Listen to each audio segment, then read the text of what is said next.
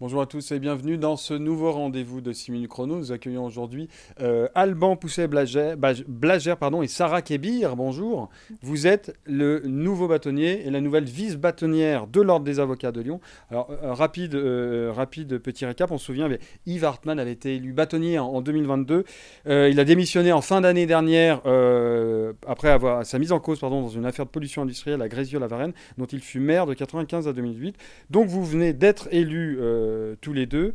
Nouvelles élections le 30 janvier. Vous avez été élu à 51,81% des voix.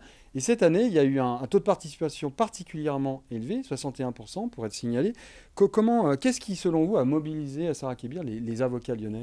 On peut l'expliquer de différentes manières. On peut trouver des pistes de réponse dans le projet qu'on a porté avec Alban Pousset-Bougère. Oui, je suis...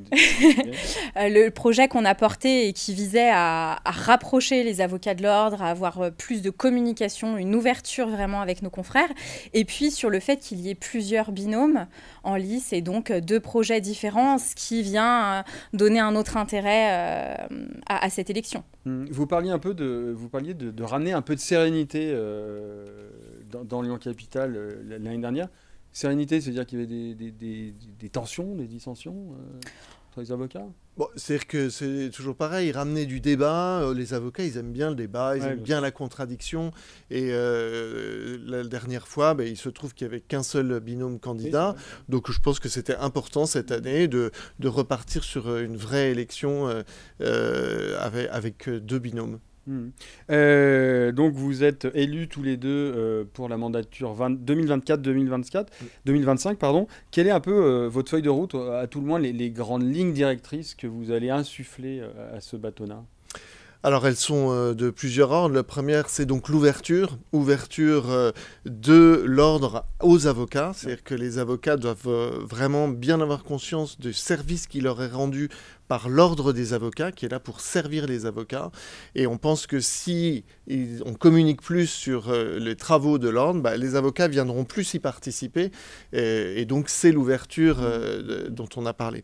Deuxièmement, c'est une ouverture également à l'extérieur, avec d'excellentes relations. Elles existent avec l'ensemble des juridictions, mais c'est bien de pouvoir se rencontrer, se voir, échanger et régler les difficultés.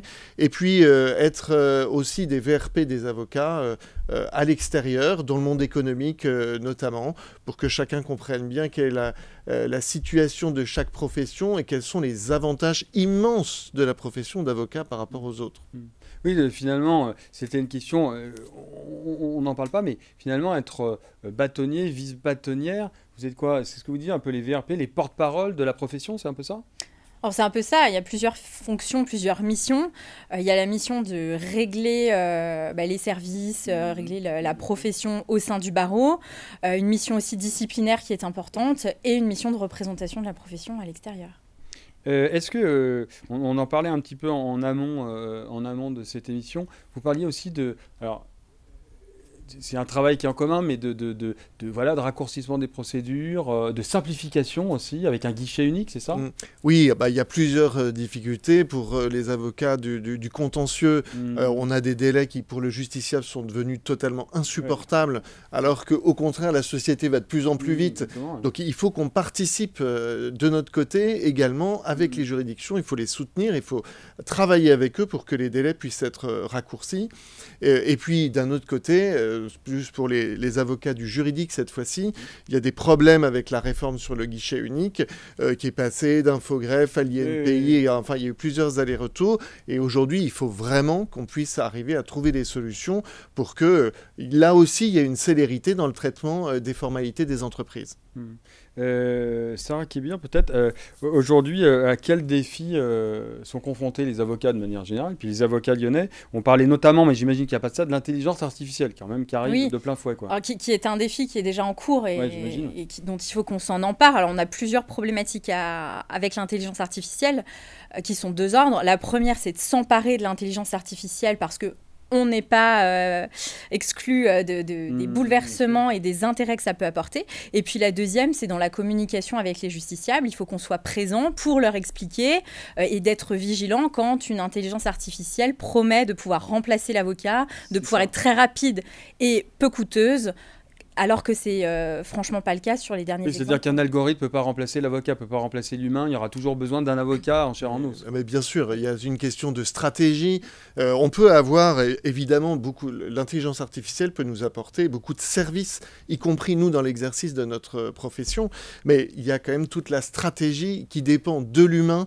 Et ça, on n'en est pas là encore. L'intelligence artificielle ne peut pas promettre de régler un différend et d'obtenir une décision judiciaire en un mois quand nous, on met 3 ans pour le faire, parce que c'est tout simplement le délai de la justice. Et là-dessus, il faut qu'on reste vigilant pour pas que les justiciables aient une mauvaise appréciation. En tout cas, voilà, c'est la raison pour laquelle on vous a invité en chair et en os, monsieur le bâtonnier et madame la vice-bâtonnière. Si vous voulez plus d'informations, c'est évidemment sur www.lioncapital.fr. Je vous remercie à tous les deux d'être venus sur le plateau de 6 minutes chrono. Merci à vous. Au revoir. Au revoir.